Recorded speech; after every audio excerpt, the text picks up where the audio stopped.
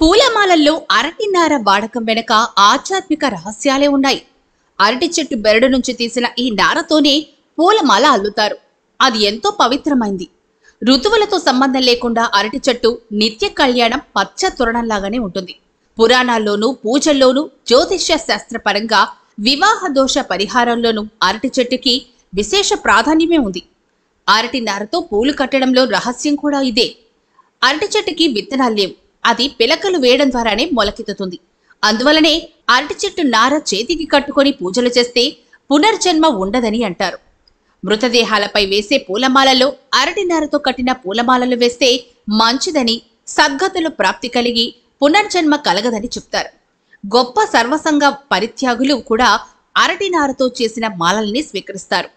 అరటి చెట్టులో వేరు నుంచి ఆకు వరకు ప్రతి పదార్థము అద్భుతమైన ఔషధ, ఆధ్యాత్మిక, సామాజిక, వ్యక్తిగత అవసరాలకు ఉపయోగపడేది.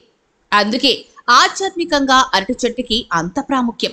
కానీ అరటి నారను పూలలో ఉపయోగిస్తే ఆ పూలమాల ధారణలో అరటి చెట్టు లక్షణాలన్నీ కలిగి దోష నివారణ జరుగుతుందని నమ్ముతారు.